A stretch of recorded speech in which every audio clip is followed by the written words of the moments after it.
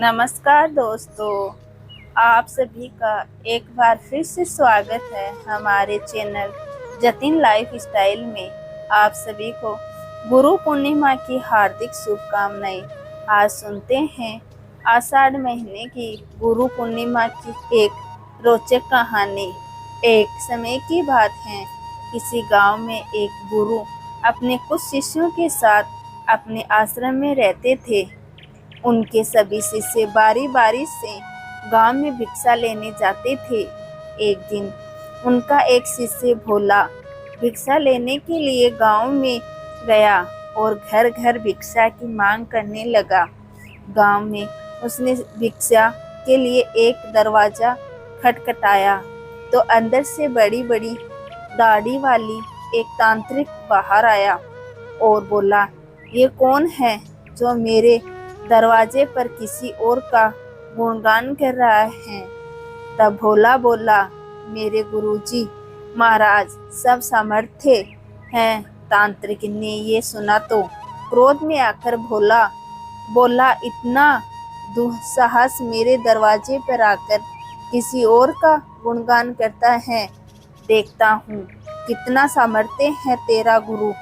जा, मैं तुझे श्राप देता हूँ, तो कल को उगता हुआ सूरज नहीं देख पाएगा, अर्थात तेरी मृत्यु हो जाएगी।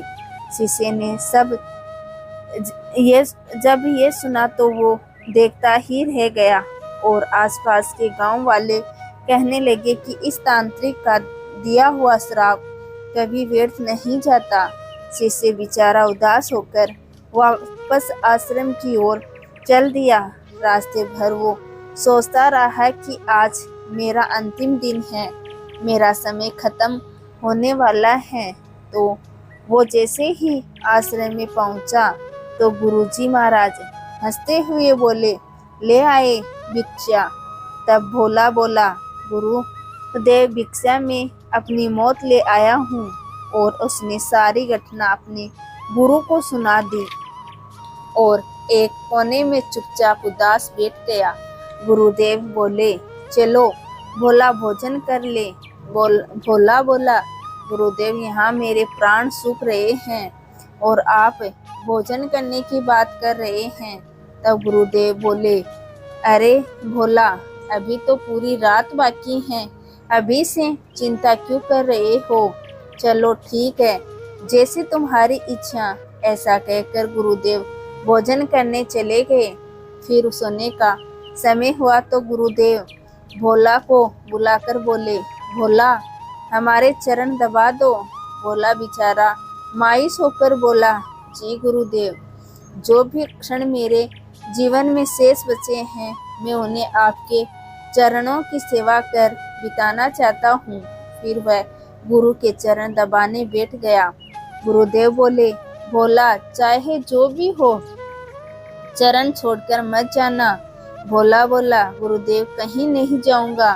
गुरुदेव ने अपने शब्दों को 3 बार दोहराया, भोला चरण छोड़कर कहीं भी मत जाना। ऐसा कहकर गुरुदेव सो गए। भोला पूरी श्रद्धा भाव से चरण दबाने लगा। रात्रि का पहला पहर बीता। तांत्रिक ने अपना श्राप पूरा करने के लिए एक देवी को हाथ में सोने चांदी से भरे हीरे मोती से भरा एक पात्र लेकर भेजा। दरवाजे पर देवी प्रकट हुई और कहने लगी, इधर आओ, ये सोना चांदी हीरे मोती से भरा पात्र ले लो। भोला बोला, मुझे लेने में कोई परेशानी नहीं है, लेकिन क्षमा करें मैं वहां आकर नहीं ले सकता। अगर आपको देना है तो यहाँ आकर दे दीजिए। यह सुन वो देवी कहने लगी, नहीं नहीं, तुम्हें यह पात्र यहाँ आकर लेना होगा। देखो कितना सोना चांदी है। भोला बोला, नहीं, अगर देना है तो यहाँ आ जाइए। तांत्रिक का पहला पासा असफल रहा। तांत्रिक ने दूसरा पासा फेंका। रात्रि का दूसरा पहर बीतने को था। भोला गुरुदेव के चरण दबाने की सेवा कर रहा था।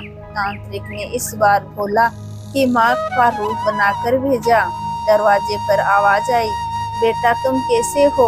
भोला ने अपनी माँ को देखा तो सोचने लगा, अच्छा हुआ माँ के दर्शन हो गए।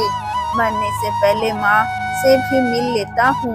वह औरत जो माँ का रूप धारण करके आई थी बोली, बेटा आओ, मेरे गले से लग जाओ, बहुत दिन हुए तुमसे मिले हुए।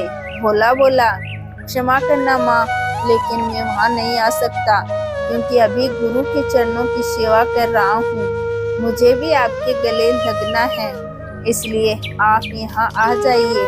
फिर वह और वहाँ से चली गई। इसी प्रकार रात्रि का तीसरा पहर बीतने को था और इस बार तांत्रिक ने यमदूत वाला राक्षस भेजा। राक्षस के द्वार पर आकर भोला से बोला, चल तुझे लेने आया हूँ, तेरी मृत्यु आई है। भोला चिल्लाते हुए बोला, काल हो या महाकाल, मैं नहीं आने वाला। अगर मेरी मृत्यु आई है तो यहीं आकर मुझे ले जाओ, लेकिन मैं गुरु के चरण नहीं छोड़ूंगा। बस फिर क्या था, वो राक्षस भी वहां से चला गया। सुबह हुई, सूर्योदय हुआ।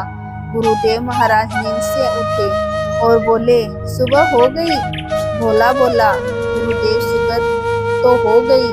गुरुदेव ने कहा, अरे तुम्हारी तो मृत्यु होने वाली थी, तुमने ही तो कहा था तांत्रिक का श्राप कभी व्यर्थ नहीं जाता, लेकिन तुम तो जीवित हो।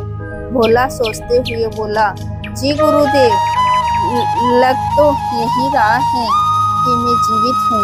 फिर उसे सारी रात वाली घटना समझ में आ गई कि गुरुदेव ने क्यों कहा था कि जो भी हो चरण छोड़कर मत जाना। फिर भोला गुरुदेव के चरण पकड़कर रोने लगा और कहने लगा, जिसके सर पर गुरु का हाथ हो उसका काल भी कुछ नहीं कर सकता। गुरु की आज्ञा पर जो शिष्य चलता है तो उसे तो स्वयं मौत भी आने से एक बार नहीं अनेक बार सोचती है। तो दोस्तों, कैसी लगी आज की हमारी ये कहानी, कमेंट करके जरूर बताएं और साथ ही साथ मेरे चैनल जतिन लाइफ स्टाइल को सब्सक्राइब करना ना भूले। जय गुरुदेव की।